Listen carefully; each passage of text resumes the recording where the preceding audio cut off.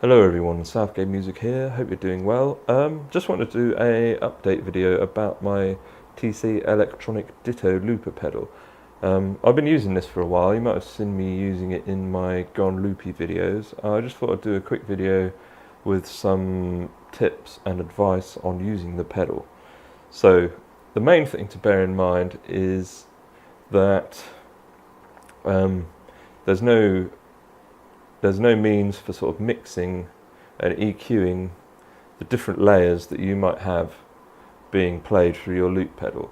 So it kind of goes in as you play it. You've got the level volume knob here, which controls the level of all of the layers together.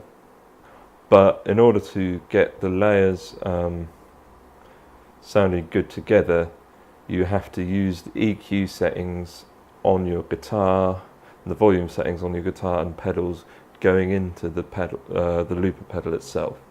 You can't use the controls on your amplifier because that comes after the pedal. So if you fiddle with the EQ on your amp, it's only changing the EQ of all of the different layers. For instance, what I might do is if I'm playing the rhythm guitar in the background, I'll turn my volume down on the guitar, put it onto the neck pickup and turn the tone down a little bit.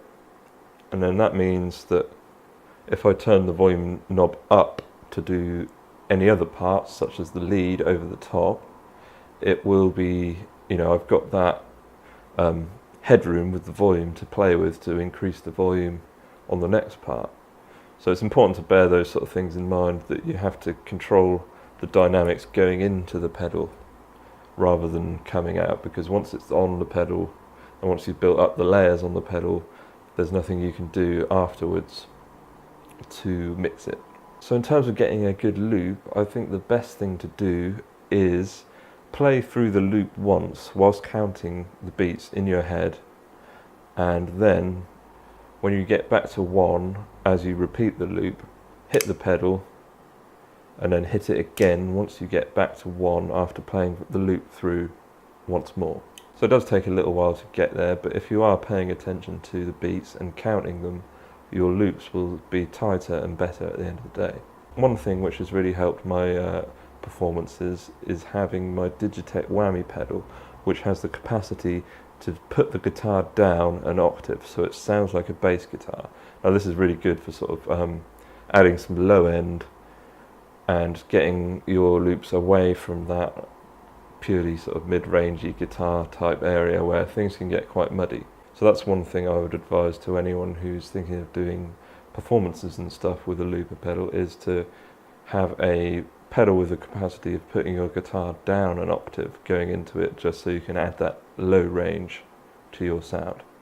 So one thing that I haven't tried yet, which might be quite useful, is putting an EQ pedal just before the loop pedal. The reasoning behind this would be so that you can manipulate the EQ of each layer of your loops so that they all sound distinctive. Because one thing I've found is that just using the tone knobs on your pedals and on your guitar going into the loop pedal, it can often get sort of quite muddy sounding. So as I say, I've not actually tried it myself, but if you do have an EQ pedal, maybe you should try putting it before your loop pedal and seeing if you can kind of distinguish each layer of your loops more by changing the EQ.